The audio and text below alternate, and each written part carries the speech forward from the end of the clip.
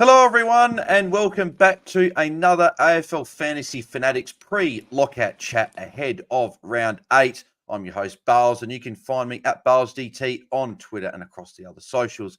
And joining me is my fellow AFL Fantasy Fanatic, and you can find him at Tim Guest AU. Is Tim, mate, how are you?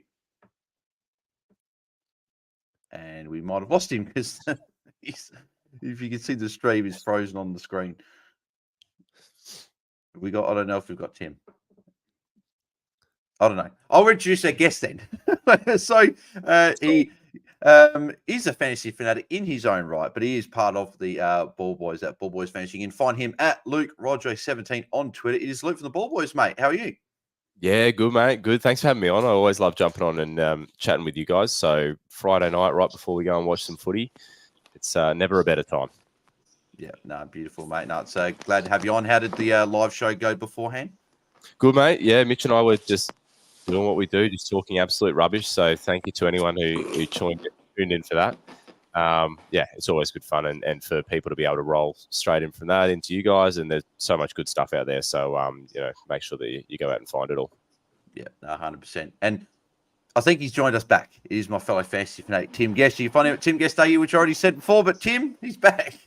How are you? How are you? Like literally, as soon as you press go live, my bloody app froze or something like that, so I had to restart it and get back on. But I'm here and ready to talk some fantasy footy and get ready for a big Friday night game. Yeah, no, exactly right. But I think the first thing we should touch on is Crows back. Crows won the no, I should joke. No, not back. Book your tickets, mate. Yeah, no, I was very, very happy. It was good win yesterday. Port did shoot themselves in the foot with a lot of misses there, but a bit of drama last night. We had obviously the Rosie hamstring again, and it was the opposite hamstring, but it might have been a result of was it really the opposite hamstring? Yeah, that's what people were saying. How the fuck is that possible? I've got my tinfoil hat on. I reckon it's the same hamstring. I just don't want to say it. But then obviously you had Hinkley saying it was his fault, and then Rosie says it's his fault. So a lot of drama going on with that. But if you are right, the truth is it's my fault. It's actually my fault. What did you do, Tim? No, I'm just joking. Everyone's trying to take responsibility for it, so I thought I'd throw my head in the ring. Yeah. But yeah, so a few people might have looped him on the bench, which was probably, if you had the option, it would have been like not a bad call. But unfortunately, a few people had him on field, so he could potentially be a trade because I don't know if he's going to play against Geelong. Surely he can't play after that again. But we'll have to see. But Soligo was fantastic if you did have him as well. And John Dawson got to his ton, which I was very, very happy with. But boys, big round of footy. Crouchy as well, mate. Crouchy owners, pretty happy. Butters as well got the ton with a big last quarter. So, the big trade-in, of course, would have been Jordan Sweet, right?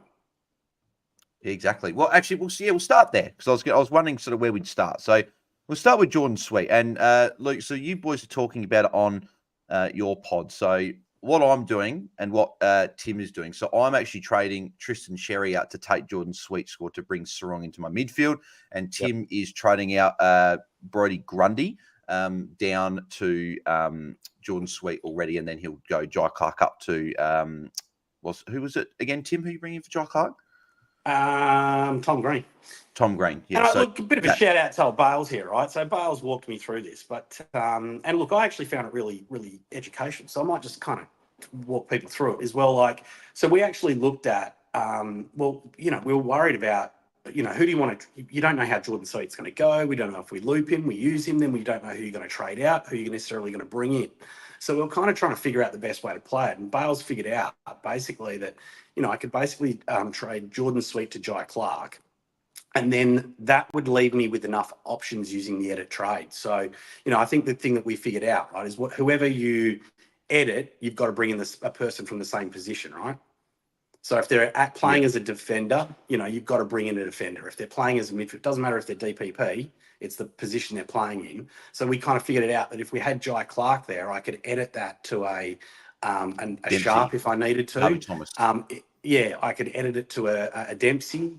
And look, it's actually worked out. Jai Clark, I don't need to edit the trade at all because of how Jordan Sweet, because we're going to loop him and bring him on field. But yeah, it was really interesting to kind of figure that out and then actually edit the trade before the trade was all locked in to make sure that it worked, so that you had peace in mind that, once that first trade was locked in, you could still do the edit. And I must admit, that's the first time I've kind of gone through it step by step and checked it all prior to the round to make sure that it works. So good on you, Bails, and other coaches out there, be advised.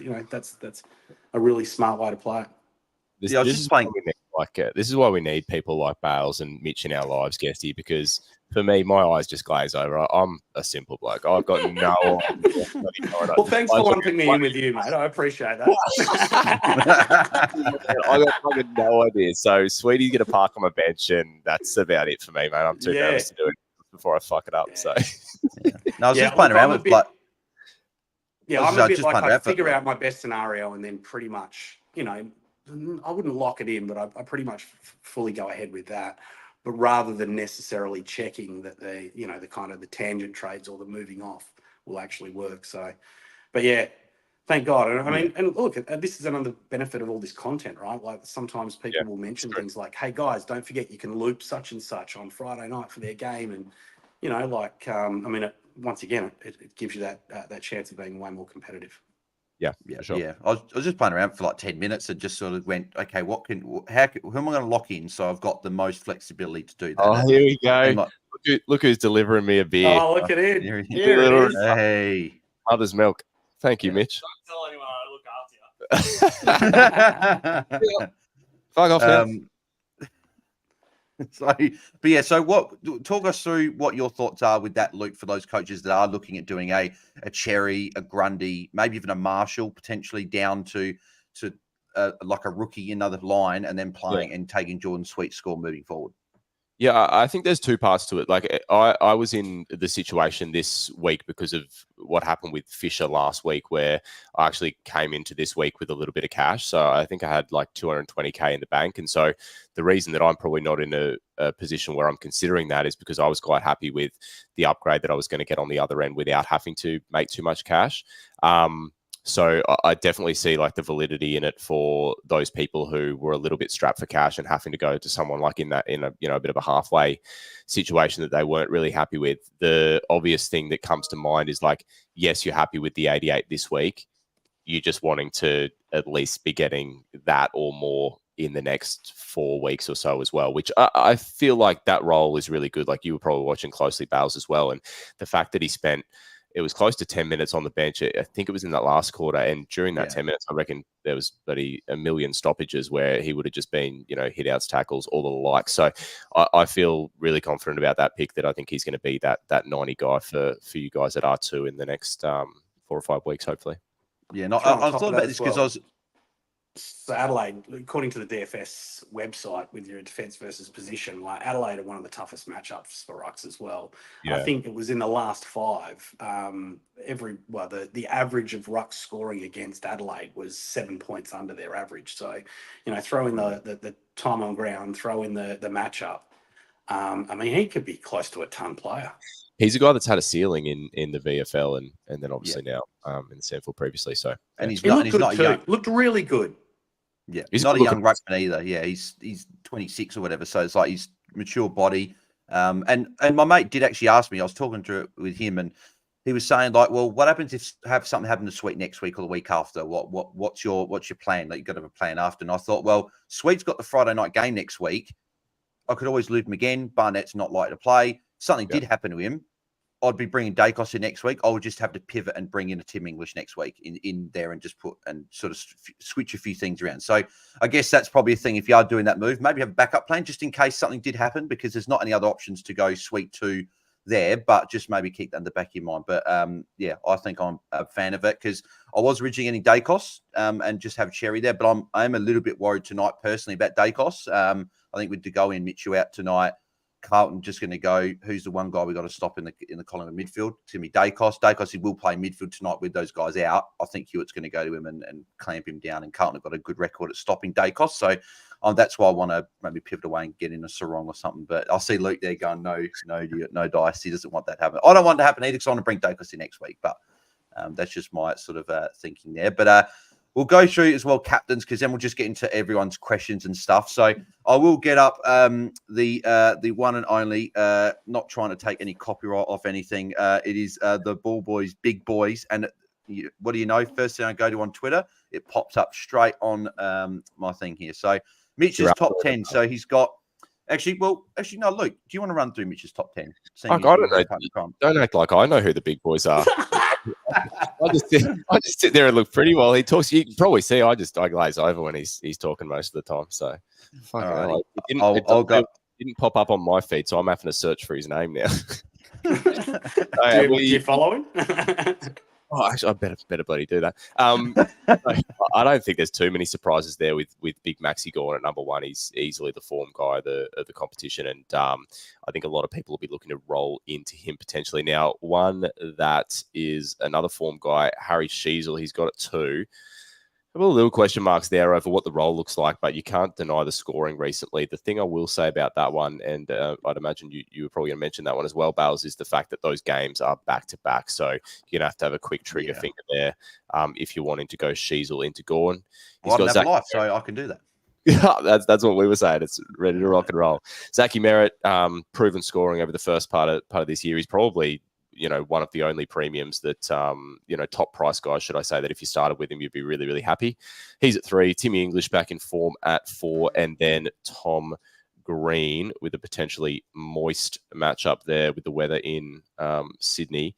Maybe some cuddles there for him. So that's the top 5. Yeah. I saw you got a bit of the Joe Watson there. You like Zachy Merritt and Timmy English. That was quite funny. There I might take over. Oh, babe. So, who are you going, Luke, this week? Who's your vice captain and your captain this week? I've always said I'm a slave to the big boys. I think I've got a little bit of a complex that if 1 week I do choose to go away from it, that's the week that it'll screw me. So I am, come hell or high water, I'm with the big boys. So I'm going to go Sheasel into Gorn with that quick trigger finger. Yeah. So has your mate had a week off this week, Luke? I mean, I'm looking at Jaden's rankings here, and it's Max Gorn, Harry Sheasel, Zach Merritt, Tim English, and Tom Green. I reckon your mate's just mate. Control C, Control V. Lazy.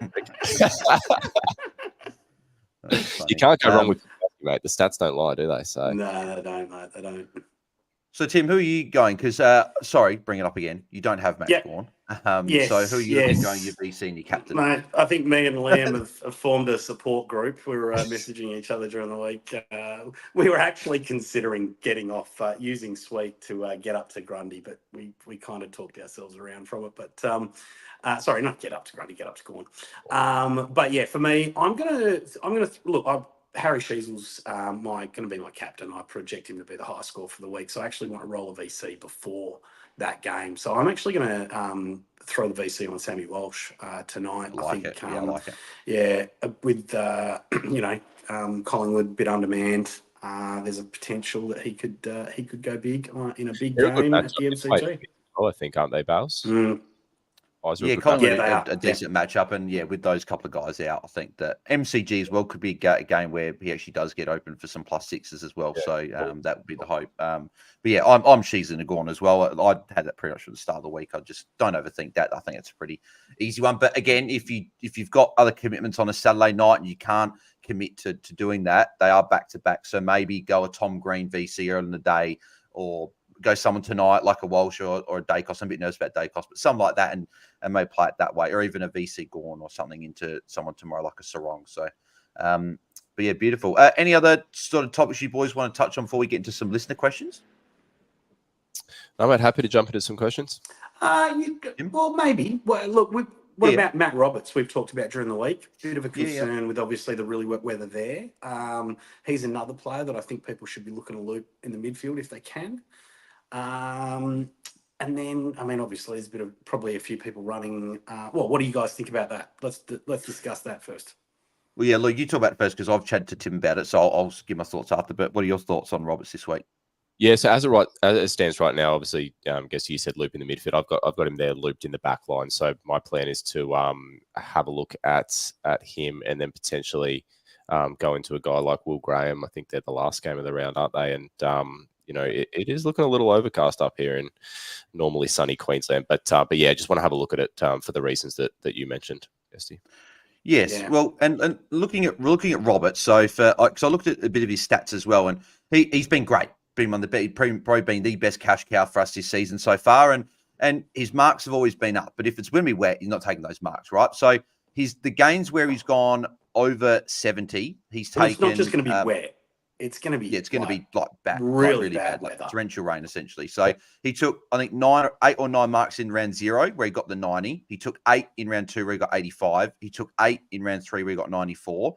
He took 5 in round 6 when he got 89, and then he took 9 last week. We got 82. So for me, I think I can't see him scoring over 70 if I'm being honest. So even if you can't loop him, I don't think it's a bad week to be just benching him, because it's not like he's going to score 100. Well, you never know, but I cannot see him scoring 100 points in the wet. So I'm actually benching him, and I'd be interested to see your boys' thoughts. I've only got a loop in the defence, and I'm looking at looping a Zach Williams tonight instead. And if he didn't do well, I'm just looking at benching Roberts altogether this week and just playing Will Graham on field. So I don't know what your boys' thoughts are on that, but I'm maybe trying to chase that, maybe the upside play of Williams tonight potentially with that. So what are your thoughts? Yeah, I don't mind looking at that. I think just in general, I think it brings up a really good point that, and this is not something that I would have even looked twice at until I started talking fantasy with Mitch, because he just absolutely lives and breathes it. Is just that potential to, if you can loop a player, there's no harm in looping that player, because if, God forbid, something bad happens, you dodging that bullet. I think I was messaging Holmesy a couple of weeks ago, and he I think he did it the week that something to do with Sanders, but just the prospect of looping a guy even when it doesn't seem necessary can get you out of a pickle sometimes, I think. Yeah. So that I'm a bit nervous of that, and even Closey to an extent as well. I think there's a little bit of weather coming on the Sunday, so I think it'll be still okay. It's not as bad as Roberts, but I'm a little bit concerned with that. So Tim's just popped off for a second, but with another one I just want to ask you about, Luke, as well, is that so I've got McRae, and a few people have, and I'm looking at that bench, and Bevo is Bevo, and I'm not shocked if something happens. So I want to ask you this question. Would you play Dempsey? And a few people might be in this situation as well, so I'm hoping that some people are, so I'm just not being selfish and asking a question for myself. If you've got McRae and you've got no way of bringing someone on, say, if he was a sub, would you play Dempsey on field over Closey in the anticipation that you think potentially McRae could be the sub, and then just play Dempsey for the week instead of Closey? What are your thoughts on doing that to maybe safeguard yourself from potential sub? I think you're right in saying you do safeguard yourself, but the problem there is Dempsey hasn't been really scoring super well in the last little bit. I think sometimes, I don't know whether this is a naive way to think, but when I start to get so far in the weeds like that of, McRae could be the sub, this and that, I just tend to go, hey, let me just go with what I think is most likely going to happen. So I don't actually think I would do that. I think I'd just go on the fact that McRae's not going to be the sub. He's actually been playing better than he previously had been in the last 2 weeks.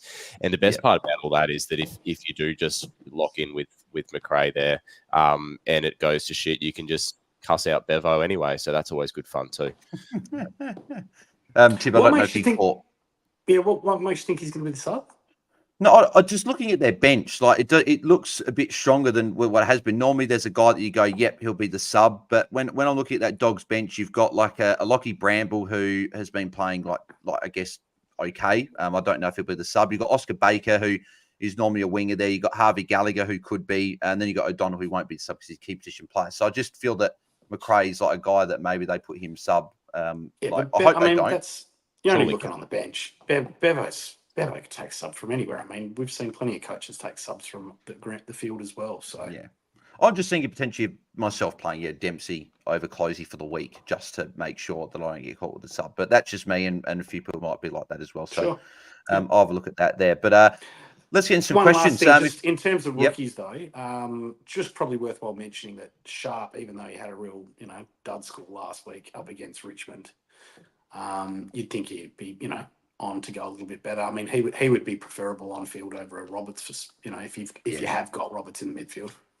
Yeah, no, exactly. Yeah, I'll definitely be playing him instead. So that would be something I'd be looking at there.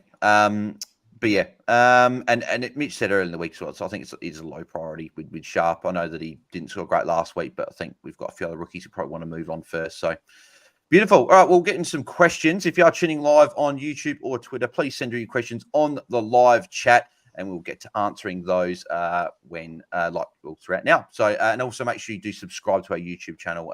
We are on a track for 3,000 subscribers, so please subscribe and help us out. That'd be very much appreciated. So Moon Boy's got the first question. So, and we talk about pre-mids have been a bit of the flavour of the week all week. So he's asking, does he go Merritt or does he save a bit of cash and go Anderson, Green, or Bont? So, Luke, what would you be doing? Would you be paying up for Merritt with a good run, or are you saving a bit of cash and going for one of those three guys? And who would you go if you're going one of those three? Yeah, I think generally I'm not a huge fan of paying up. I mean, I am a guy that bought in Bont a few weeks ago, but I did kind of think that might have been the bottom of it. I think of those options, I probably look at Green, despite what you were talking about, Bales, with the buy. Being a Bont owner just gives me no confidence to even suggest there. Agreed. And was Anderson the other option there? Yeah. And like Anderson's been summed up in the last 2 or 3 weeks. He can give you a massive score, but then inexplicably give you a 60 as well. And I'm just not about that roller coaster. So I think Tom Green for me would be my pick there. Yeah, I'd agree. And also the other flag with Anderson is that they do have back-to-back games at TIO starting from next week. So back-to-back games. I think it suits a guy like a Toot Miller a little bit better than Noah Anderson, but yeah, a little bit concerned with that there. And yeah, hopefully Bont can go better. Vanessa Valentine's got this question. Hey guys, who would you trade out of Fisher and Lukosius? So there's a couple of questions in here. So Tim, I'll go the first ones. Who are you trading out of Fisher and Lukosius? Okay. It's a good question. Let's walk through it. So priced, what's Lukosius priced at? I think they're very similar. They're in the 600s. 650, so he's priced at 74. Fisher, I mean, obviously there's concerns about his role with, being the sub, what was a couple of weeks ago. Where did he get, has he obviously been named? Yeah, he's been named on the ground at the half-forward flank, which I don't think that'll stick. He'll go back to defence. Who are we trading out? Yeah. I'm Lukosius there. Yeah, I'm kind of leaning that way, but I don't really have a lot of and obviously, in either of them, to be perfectly honest. The good thing is Lukosius plays a final game on Sunday, so you can who are the matchups? That's probably the other thing that we got to look at. Fisher's got St Kilda. Fisher's got St Kilda on the roof this week. And then Lukosius has got Brisbane, and potentially if it's wet, and then he's got back-to-back games at TIO. You can edit your trade if Fisher is the sub, so you can trade out Lukosius and edit your trade and trade out Fisher instead. So, I think that's point. Yeah. Well worked through. Which 200k rookie would you trade in this week? I'm still the opinion I don't trade in 200k rookies if you can help it. I don't know, Luke. What are your thoughts on 200k rookies? I'd try and avoid them. Yeah, were their names as part of that question, or was it just a general like? No, it was just a general one. So, even if you look at the 200k rookies, I'll just pop them up on the screen, not on the screen, on my screen here. So, 200k, you got Bruce Revel. Love the hair as well. But again, you couldn't like Brisbane. They've been bit all over the shop. Harvey Johnston might almost be the pick just because he's at West Coast. But then again, it's like he's big green. West Coast. I don't think he's going to be. I think he'll be the sub. Then you got Charlie Clark, who Bulldogs could drop him next week. You got Kalshir Deer. He's a key forward as well for Hawthorn. So you're probably not touching him. So I'm not. I don't think. And then you got like Angus Hasty, who's been the sub. So I'm not. I don't know about you guys, but I'm not touching you then. Yeah, well, I mean, we know find some cash. That's right. I mean, we know this week anyway. Even those guys that aren't 200k forwards, their job security, their 200k rookies. Sorry, their job security is in question. So you go down even further, and it just gets worse and worse. And like the fact of it is, at some points in the season, I guess you got to get creative with how you're going to generate that cash. And going to a 200k rookie just so you can get your trade done this week is just going to kill you in the long term when you're suddenly not generating any cash on your bench. So yeah, well, do you have a way through the season? Yeah, exactly. Well, do you have a 3 sort of rookie targets you would look at, Luke, like under 300k? Have you got anyone in mind that you'd look at? Yeah, I'm somewhat lucky that I've got the sweep move done, and I'm kind of put it out of my mind. But if I really did have to go to rookies, Mitch obviously mentioned on the pod before, you got a few targets there, and obviously Darcy Jones I think is perhaps the most talented and capable of the lot of them, but then I would argue that maybe his job security is the least sure, given what we know about players coming back at GWS. And then a name that Mitch floated that maybe hasn't been getting as much airtime is Rogers from the Gold Coast there. So I kind of push back a little bit on that one because the high half forward role can be pretty volatile, I suppose. And yes, he gave you 70 last week, but he also gave you 20 the week before. But maybe some better job security there. What's Bales? What's the Kangaroos? Hardiman. Riley Hardiman. Yeah. So if I'm doing 3 targets, I've actually got Hardiman at the top of my list. He's been brought in the team, and they put Fisher sub last week. So clearly they want Hardiman in over Fisher at this moment in time. That's what I've got a sense of. And he'd be my number one just because he's 254K is a bit cheaper. I've got Rogers at 2 for that. For the job security, but as you said, I think that he's not going to be the biggest scorer. He might have games where he pops up for 20 odd touches like he did last week and give you 60 or 70, but I think he's going to be closer to that 50. And then I would have actually probably had a Dan Curtin at 3. I just think his job security is going to be good moving forward. I wouldn't have jumped on it personally. I would have gone one of those other 2. I'm not yet. He got 40 odd, I think. He got subbed out 3/4 time. I think 35 or 35. Yeah. So I think that was. I'll just check. He actually, watching that game, watching that game, he was actually open for a lot of +6s, but they just didn't go to that side. So, and Port's a tough matchup. So, I'm still thinking could be a solid enough cash cow, but maybe you wait after see what he does next week.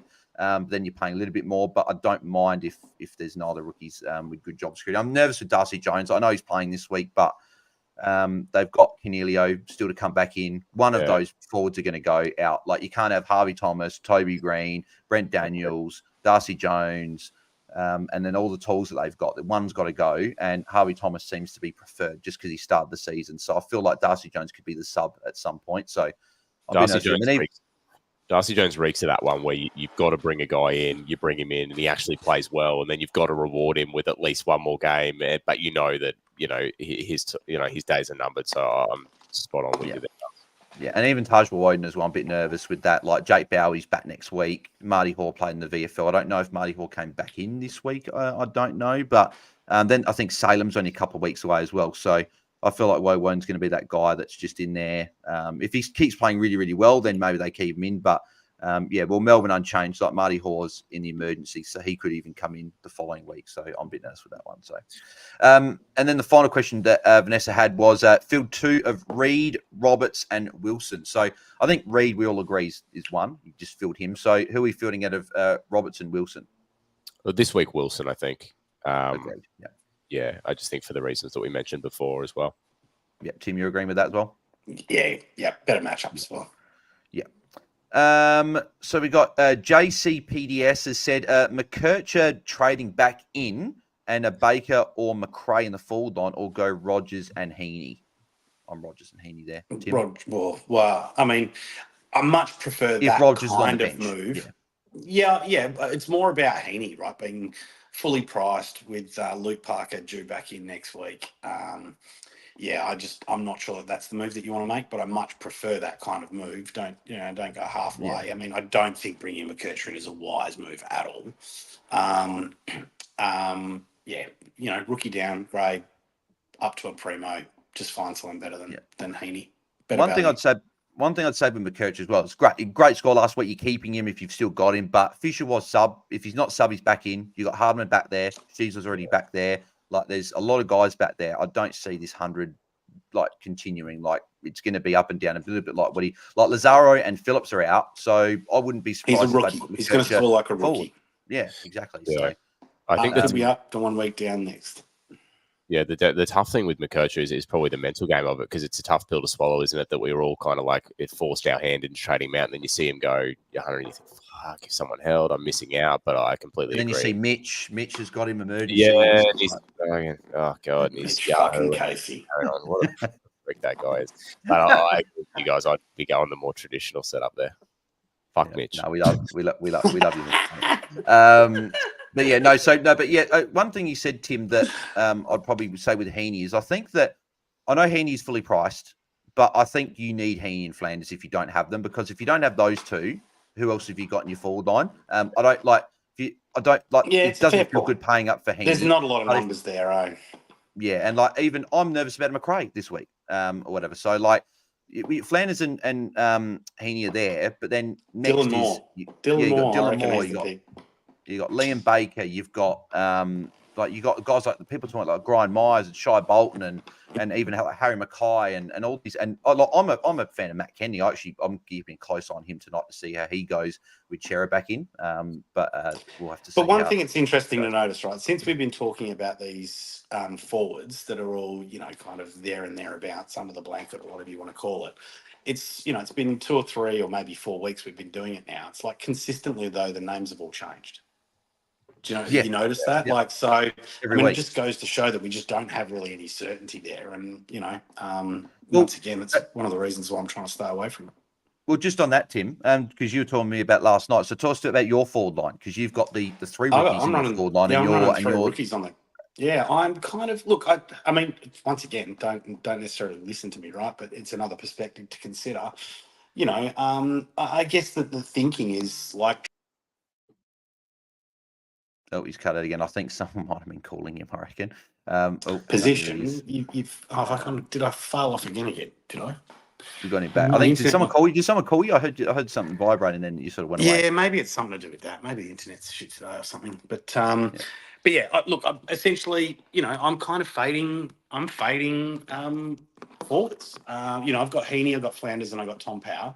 But then I'm running 3 rookies: Dempsey, Wilson, and Harley Reid. And then I'm also trying to loop a Harvey Thomas as well as a little bit of extra kind of security. But I'm just pumped. I'm just bringing in the underpriced primo midfielders, and I'm pretty much done. After next week, I'll only have Matt Roberts as the only rookie in my midfield. I'm hoping that it kind of comes back to me in terms of the scoring, but these Harley Reid. Ollie Dempsey, maybe he's only been scoring 60s the last couple of weeks, but he has had some tougher matchups. Darcy Wilson, I think he's around about a 70 player. Harley Reid's about a 70 player. And then what are we trying to bring in? These guys, that are, priced $250,000, $300,000 more than them that are, that are only scoring maybe 10 or 15 points as an average more than them. So it just doesn't seem like the place to upgrade. Of course there is that kind of volatility and I'll have to see how it plays out. But it's once again, just another perspective. I don't know if it's going to work out for me or not, but we'll have to see. I think Mitch put it actually well on your Monday podcast. Luke was saying that if you're upgrading one of those guys in the forward line, like if it is a Wilson or someone like that, and you're getting a 70 from him, you're probably only getting in a guy that's going to average about that 85, 90. Whereas if you're trading out a Sharp, or probably not Sharp this week, but if you're trading out a Zach Williams and you can get a midfielder in or whatever, and you go out to a Tom Green or whatever, you're potentially getting off 50, 60 points there. So depending on the difference, but you're getting probably at least 30 points there. So it's a much bigger upgrade. So you're in agreement there. I think 4 rookies is too many. I think then you've got to get another player in there. But I think 3 is maybe it's on the edge, mate. But 2 is probably a decent number. Yeah, fine. I think I'd sort of be in the same boat as what Guesty would be in if I didn't have the GOAT Nat Fyfe rolling around in the forward line. So it's only taken 7 weeks to get a good score out of him, but he looked like old school Nat Fyfe. So yeah, I completely agree with what Guesty said there is like, on any given day, some of these rookies are giving you 90s. We saw what Wilson did last week. So it's just, you're more of a safe bet upgrading those midfielders. And it's interesting how, it turns around, hey, because you think about our forward lines last year and what they're like this year is, chalk and cheese. Yeah, exactly. We have got a $5 super chat, so thank you, Power Prawn Star. Just for anyone, if you want to support us even more and then help out the channel and you want to get question answers straight away, send through a super chat. But if not, as long as you subscribe, that is all that we would ask of you. But thank you for the support, Power Prawn Star. There, he said, Legend's been pretty strong on Taj. Would you talk me out of it? Gets me to Tom Green. I think in that scenario, I'd be pretty happy to bring in Taj Woden. If you get, I think Hardiman's 4K more expensive, you can get him instead, but I don't mind. Are you boys still happy with that? If Taj Woden gets you Tom Green, are we happy still to get him in? Yeah, I think I don't mind it because none of the rookie options right now are really standing out to us. No one's really offering good job security, good scoring. There's severe questions over pretty much all of the rookies that we're talking about. So it is a week where a player like Jordan Sweet was a good play because, you're not really losing much by missing out on another rookie. But yeah, I don't mind it. Yeah, I think I'd be fine bringing him in there. Corey Blades, you got this question. Who would you go out of Green, Merritt, Bond? I think we were saying that before we'd be going Green. And then who are we fielding out of Jeremy Sharp and Will Graham, Luke? Who would you be fielding out of those two this week? Well, look, I think I'd still go Sharpie. I know that he had an off week last week, but I do think that Will Graham's going to be a little bit volatile in his scoring, especially seeing as he seems to sort of rely on those tackles as well. So I think I'm backing in maybe the proven scoring over a longer period of time, which is Sharpie. The thing with last week as well is if you watch the game closely, sometimes with those wingers, the ball just genuinely doesn't go to their wing. Like they're on a number of times. You watch them on the fat side of the ground, and if the switch was on, or if that play just somehow spilled to that fat side, they're just like, they're going to be bloody off like a prom dress, but they, it just doesn't fall their way. So I think that I'm backing in that proven scoring over more weeks in Sharpie. Right. I love these analogies and these easy jokes you On that note, boys, I'm gonna have to love you and leave you. I got to go and be a dad for 20 minutes before bedtime. So, mate, no problem at all, mate. Thank you for jumping on with us. Just obviously, where can the people find yourself across social? Where can people get around the ball, boys? Yeah. Jump on Twitter. I don't do too much on Twitter, but Mitch absolutely loves it on Twitter. So you'll get basically a running commentary of everything that he's thinking, and then over on YouTube as well. So if you're interested, jump on, have a listen to us, and have some fun. Definitely give him a follow. Definitely listen. One of the best shows out there. Yeah, no, exactly. And they've got your Monday recap, round review, and then you got the Friday live show. You get the frothies out, and have a good one. And and also just quick trades. What are you doing this week for the listeners that didn't catch so last night got in Sweetie, outgo Williams and Dempsey at this stage, and Ian, I'm not sure on this one, but it leaves me $0 in the bank, the Tookster. So I don't know whether it's a sign. It's probably not where I would have gone, but given the way things panned out, I really did want to get sweet this week. And I was just looking at, Took's stats there, and he's had the marks, he's had the tackles, but he hasn't had the marks and tackles in one game. So I'm kind of hoping that there's a ceiling there. We'll see how it pans out. I don't mind it. You can always sideways switch in post buys. If he's your M8 post the buys, you're not complaining at all, I don't think. So I'll be pretty comfortable bringing in Took, I think. So fingers crossed. Beautiful. Thanks Luke, mate. Have a good weekend, and we'll chat to you soon. Cheers. Sounds good. You too, guys. Bye. See you, mate. So next question here, Tim, comes from Bram Hainkamp. I hope I've said that correctly. Do I trade Marshall or Cherry to Green, as I've got Sweet R3, or Jordan to Took? Sorry, walk me through that again, mate. So it was Marshall or Cherry? Get to Tom Green, or do you go Jordan to Took? To be honest, I'm probably not trading out James Jordan at the moment. He's a forward that's putting up 70s most weeks. Yeah, probably just keep him there. So I'm a bit worried about Marshall. I think Marshall. I'd be going Marshall out. I think like Jack Hayes been named. Tom Camwizzy emergency.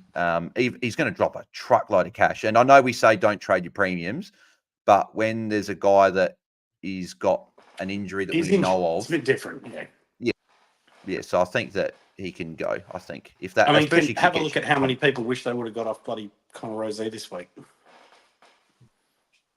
Exactly. And I think it'd be different if you didn't have Jordan Sweet R3, if you were just going to another, like you could go to an English, but because you're doing Sweet there and then you're upgrading on the other end, you're still upgrading a rookie on field, because Sweet's not a rookie. Sweet is a mid-pricer, and he's performing pretty well. So I'd be happy to do that trade. What have we got here? Part 2 says, Jake Saligo, Bails, how good? Yeah, mate, he's looking very good. Not just fantasy, but as an actual AFL player. So he's looking really good. So hopefully he can continue going well. What do we got there? Just cover repeat questions there. Bring in Merritt or Sarong? Asked Mark Fisher on Twitter. I'm been massive on Sarong this week. I'm bringing in him for the buy. I'm saving the cash there, Tim. Yeah, we've talked about Sarong a bit this week, and I think just to sum it up, I think the way that I think about it is I feel like apart from that first game, he has underperformed, and Freo kind of struggled a bit there to begin with as well. So I kind of feel like he's going to turn it around and perform better in this kind of next part of the season. And then the other benefit is that his buy round is just really valuable because there's only so few teams on the buy that week. So that's another benefit. Merritt's got a good run, but he's also pretty fully priced. Anything I'm missing, Bales? I don't think so. I think it's about right. If you've got the money and you want to pay it for Merritt, I'm not going to talk you out of it, but I think Sarong with the buy.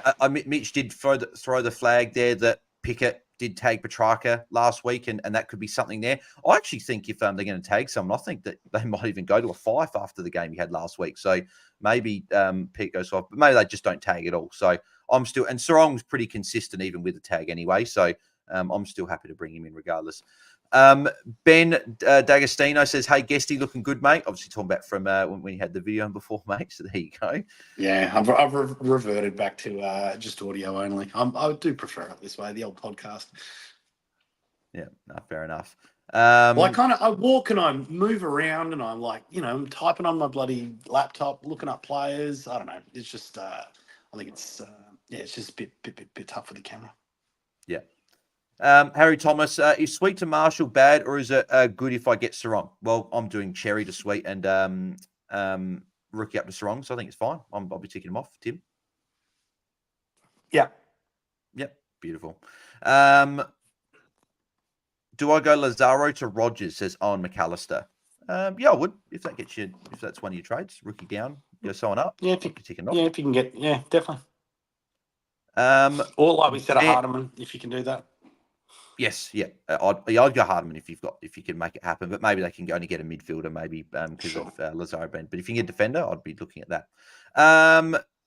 Ben Dexon's got another question here. Already had Dawson VC, unfortunately. Do I take Heaney, Sheasel, or Bont as captain? I think it's fairly comfortably Sheasel out of those three against the Saints. I wasn't listening because apparently the subs are out, and Matt Kennedy is the sub. Really? Mm-hmm. Okay, that's interesting. Well, that means this game's pretty boring for me tonight. I was actually going to be pretty interested to see how he went. And again, that is why you cannot. This is the forwards, an option we were looking at, and then he just sub. So, and that's why I'm probably going to be playing Dempsey on foot over Closey this week. Not for the fact I think that he's going to go that much better, just with the fact that with this bloody sub rule, you just don't know who's going to be sub unless they're a top 3 or 4 player in their team. It sort of seems like anyone can be sub on any given week. So yeah, and McRae could be that guy. So I might do that just to be safe. But that's just me. But yeah, would you be going Heaney, Sheasel, or Bont captain? And I was saying Sheasel pretty comfortably. Yeah. Yeah. With Bont, we haven't seen enough. As an owner myself, I haven't seen enough. And Heaney, it's a wet game. It's going to be interesting to see. He might tackle a lot, but it'd be interesting. I'm not sure what he scored, but he'd be a good VC, probably not a captain there. So, and I think even if Sheasel does play midfield against Saints, I think he's still going to go well regardless. So I think he's a pretty good one there. James give up the most amount of points, fantasy points, and it's under the roof as well. Exactly. We saw what even Jack Zeeble last year with that chip game. He got like a 180 or something last year. So, James asked what forward. So let's rank Moore, Bolton, Baker, and McRae. So if you're looking for an option, Tim, who are you ranking? So Moore or Bolton? Moore. Baker or Moore? Moore. McRae or Moore?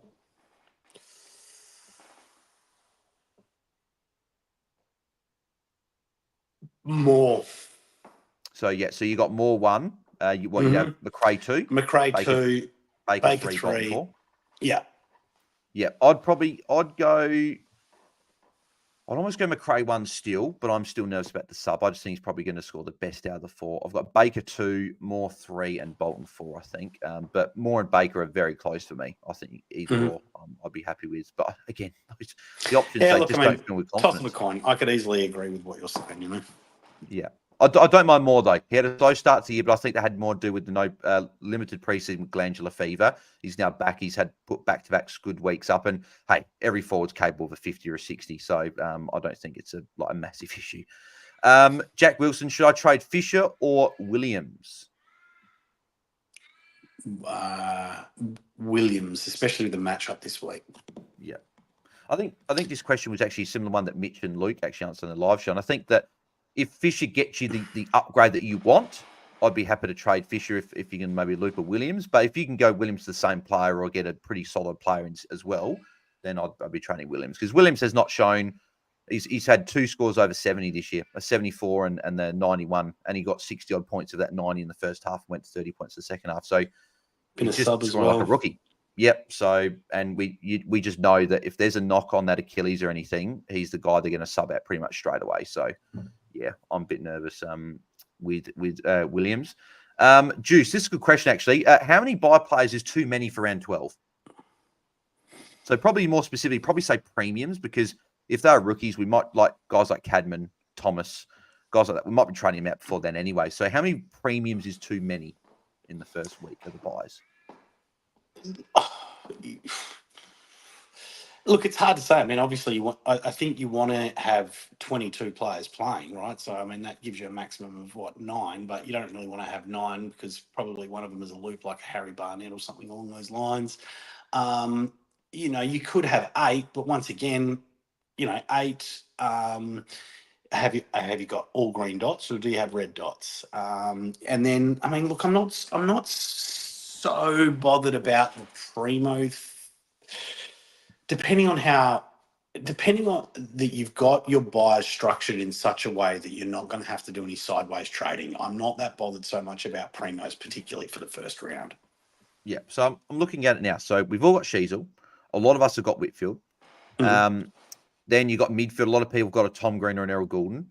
And then the forward line, you've got Heaney and Powell. And we're probably hoping that Powell isn't a trade out because with Phillips and Lazaro both out this week, that would say to me that Powell's going back into that midfield role. So that's 5 players already, right? So, and then if you bring in another, either one of the Goulden or Green that you don't have, that's 6. I don't know if that's too many because that's 2 in each line. And then if you've still got a Tristan Sherry in the ruck, that could be maybe 6 or 7. So I think having 1 in each line is not a bad thing because then you can loop in each line as well for the round. So like I'm looking at, I could get Tom Green over a Caleb Sarong this week. I'm just nervous about having 2 midfield primos on the same buy when you've got a guy like a Caleb Sarong there who, beside, well, a lot of people got Rosie, probably going to go for a lot of people, but then you got Butters, and then no one's looking at Brayshaw really at the moment, probably waiting for him to see what he does. But I think Sarong's probably the one guy there. So it's like, I think that's why I'd be splitting and getting a Sarong. And that's why maybe you look at your buys, and if you've got no midfield premiums in round 14, let's say, and you're looking at like, let's just say a Walsh or someone like that, or you're looking at a Tom Green or whatever, I might almost just go Walsh just to get that extra guy in round 14, or even a Merritt or someone in round 14. So would that be what you'd be doing, Tim, as well? That if you're light on a buy in a certain position, would you then look at that other buy and maybe just lean away? And because I think Mitchell target post round, you don't want to get them all, and then you've got no one to upgrade in round 12. You don't want to get them all, so you've got no one to upgrade. I don't know. Having no one to upgrade sounds like a pretty good thing to me. No. Sorry, no. As in, like you don't want to get them all, so then you've got no one to upgrade to. Like you've got no targets off of the round 12 buy. Sure, I'd be still having one. I'd be having one at least. Yeah, but then we're also into the next week. We're into a buy round where there's only 2 teams off buy, right? So you could bring in a round 13 buy player in round 12 because there's not going to be anyone on buy, and you don't mind having an extra player on buy. That could be something as well.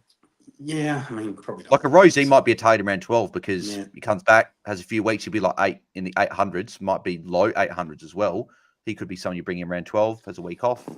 Yeah, look, I mean, I haven't looked at my buys in too much detail. I've certainly been taking them into consideration since probably around about, I don't know, maybe around 5 or something along those lines, starting to have a little bit of look at it. But pretty much what I've been doing is I've been looking at my team across all of the buy rounds, and trying to get a better idea about, how I'm balanced across all of those rounds rather than, just kind of looking at one round and deciding what's too many or what's not enough. Maybe I do need to spend a little bit more time looking at that round 12 buy because, like you said, we've got to have people to get onto. But we probably only need one player, I mean, normally we're doing like 2 downgrades and 1 upgrade using those three trades. So, it could be an Errol Goulden by that time. It could be, like you said, a Connor Rosie. Now that people are getting off him, by that time he might be ready to go again. Yeah, exactly. John on Twitter said Johnston's been confirmed sub for the Eagles this weekend. Okay, so there we go. So if anyone was looking at a 200k Rook, you wouldn't be going him. Matt says, do we look at trading Roberts instead of Sharp? Yeah, I mean, certainly this week you could get off Roberts. I mean, look, if it's an option between the two, yeah. I mean, look, Sharp's pretty much done. If you're not getting off him this week, you're getting off him next week. Whereas Roberts, you could probably hold on and maybe until the bye. It's just that he's not going to be having a good week this week. If you could bench Roberts this week, I'd much prefer benching Roberts and trading Sharp and then playing a Closey or a real Graham or something like that. But if you can't and you got to play him on field and you want to upgrade him, then you could always upgrade Roberts. Because at the end of the day, if he does put out a bad score this week, his cash gen is done. I think a lot of us are just probably going, we're holding him till round 12 and he's just going probably to a premium midfielder or probably going down. Then you've got the cash to upgrade to a premium mid the following week. So yeah, I'd be looking at that, I think. Michael Hare, obviously friend of the show, says, question for Guesty. If you could bring in any historical figure back from the dead in their prime, who would it be and why? Jesus Christ. I have enough trouble trying to figure out the trade questions with more than like 3 players. And now you want me to fucking...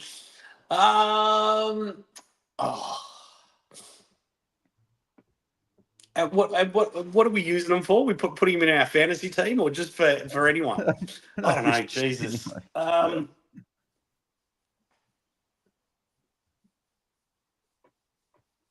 You probably got to say someone like Jesus Christ or something like that. Not that I'm religious, but just because, I mean, that guy's probably seen some shit, right? He's probably got a few stories to tell. I don't know. This is maybe I'm going to start another podcast if we're going to answer questions like this. Yeah, no, there you go. Alex James, any chance changes on your thoughts? Bails of Saligo looks like he's emerging as a star. He is. I don't think I'd rule out bringing him in. Next week I think Mitch said he's going to be priced at like in the 80s, like 81 or 82 or something. So it is getting up there. You've then got to rely on him going 95 plus from then on. And based on his last sort of 3 or 4 weeks, he's going over that. He's going about 100. So I think you could. I do think it is a little bit. I think Tim said it before. It's a bit of that. Don't get me wrong, Saligo's great, but it is a bit of that. Not going to be a top 8 mid or top 12 mid.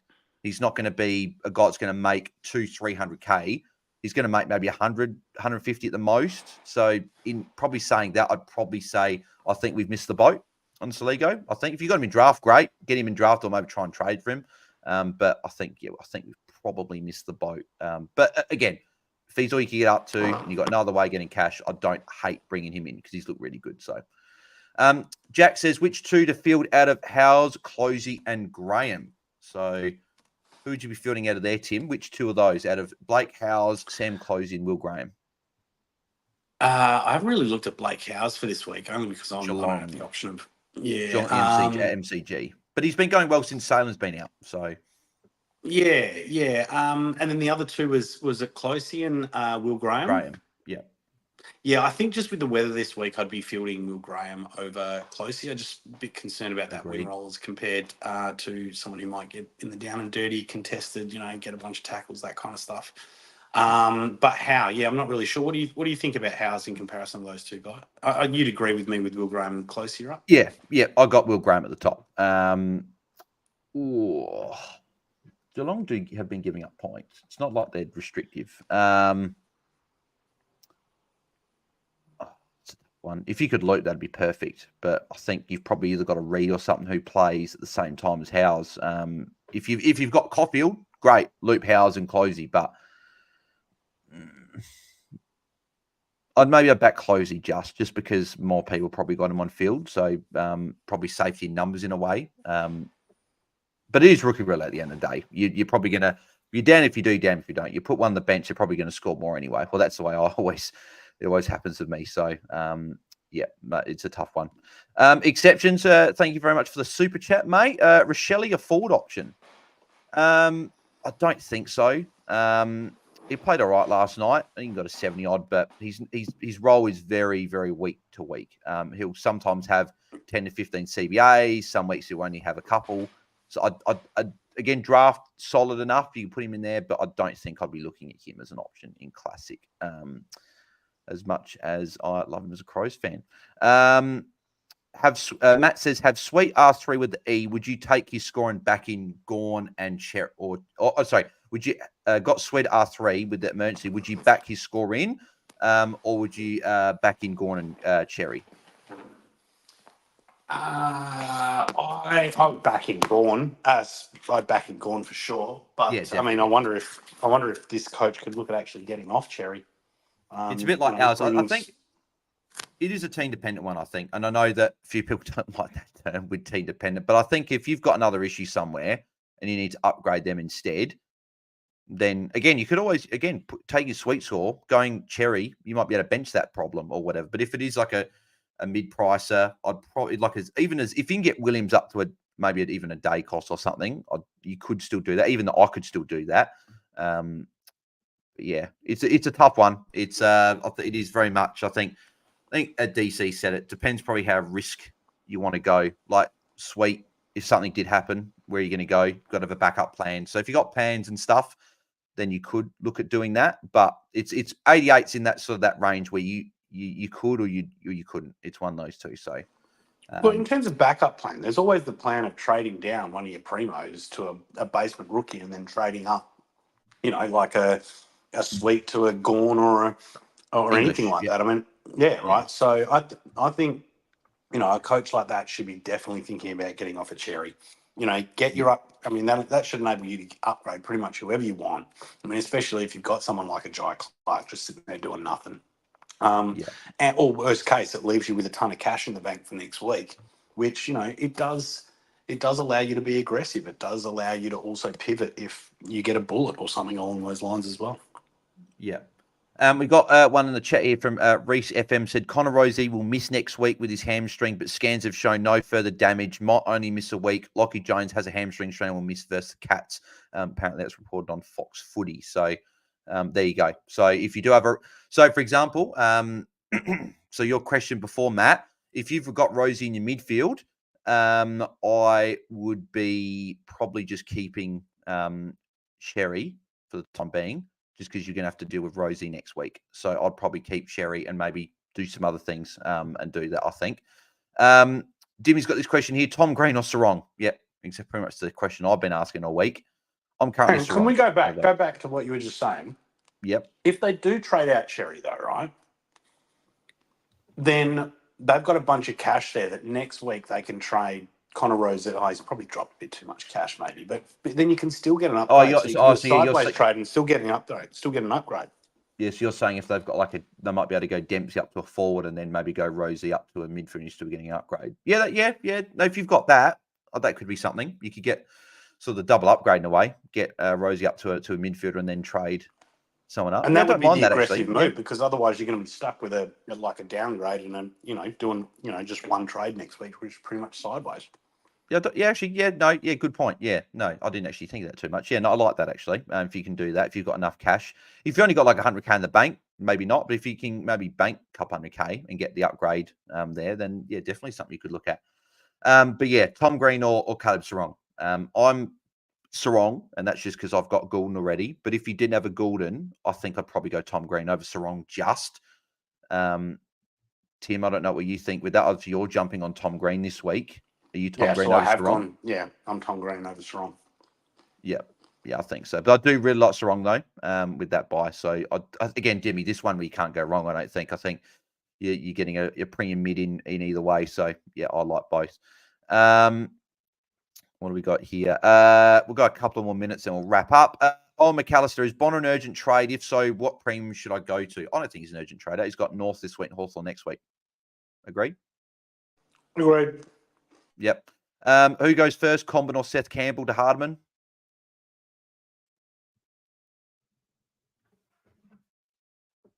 Tim? Oh, sorry, I was on mute. Is Combin still playing? I mean, is Seth Campbell still playing? Yeah, both are still playing. So Combin is priced at 478, break even to 54. He's got the Saints this week though. And then Seth Campbell is priced at 416, break even to 52. And his last two scores, 47 and 37. Yeah, probably comes down to if you stick with Combin if you can. Again, it probably comes down to if I like the matchup. Yeah, if Combin gets you the upgrade you really want, he can go first. But if you can get rid of Campbell and still get the same upgrade, I think Campbell can go. I think Combin could still put out a decent score this week.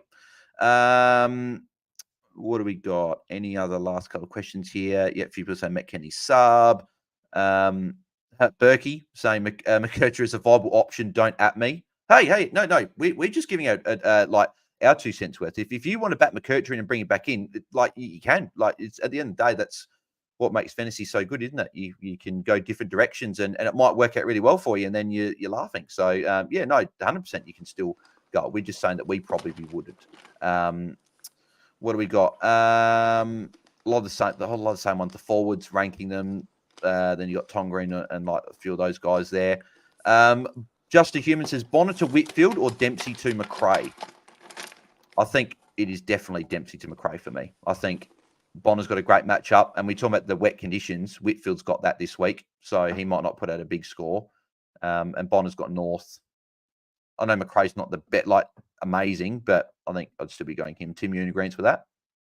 Yeah, mate. Yeah. I reckon we'll go one more question and we'll wrap up because we've hit the hour mark and gives people a little bit of time to go.